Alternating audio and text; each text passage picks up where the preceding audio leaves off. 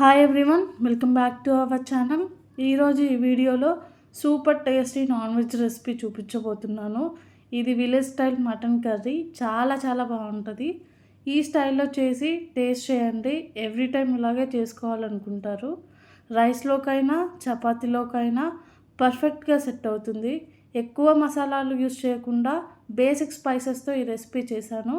మటన్ని 2-3 సార్లు నీటితో శుభ్రంగా కడుక్కొని ఒక బౌల్లోకి వేసి పక్కన పెట్టుకోవాలి.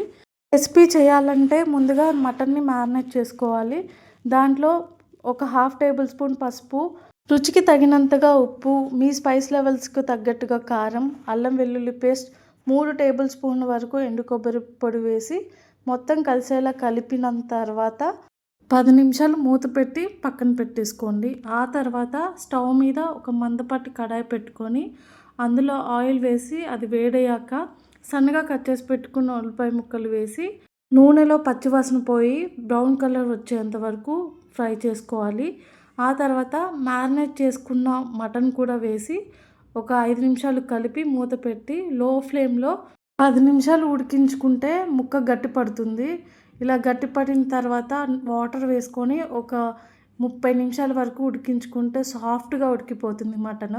ఇలా కడాయిలో ఉడికించాలంటే చాలా టైం పడుతుంది. మటన్ ఉడకాలంటే మీకు లేట్ అవుతుంది అని అనుకుంటే ఇదే ప్రాసెస్ కుక్కర్లో చేసేసి నీళ్లు వేసి హై ఫ్లేమ్ పెట్టి ఒక 5 విజిల్స్ వచ్చేంత వరకు ఉడికించుకుంటే మటన్ సాఫ్ట్గా ఉడికిపోతుంది.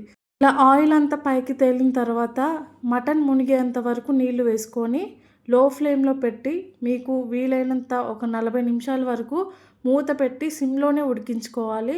మసాలాలన్నీ లోపల వరకు చేరుకొని ముక్క టేస్టీగా ఉంటుంది. ఇలా ఒకసారి ట్రై చేసి చూడండి. వేడిగా మటన్ కర్రీ రెడీ అయిపోయింది. ఈ కూరని దింపే ముందు ఒక టేబుల్ స్పూన్ వరకు గరం మసాలా పౌడర్ యాడ్ చేసుకొని వేడిగా సర్వ్ చేసేసుకోండి. ఇలాంటి క్విక్ అండ్ సింపుల్ రెసిపీస్ కోసం మన ఛానల్ని సబ్స్క్రైబ్ చేసేసుకోండి. బాయ్.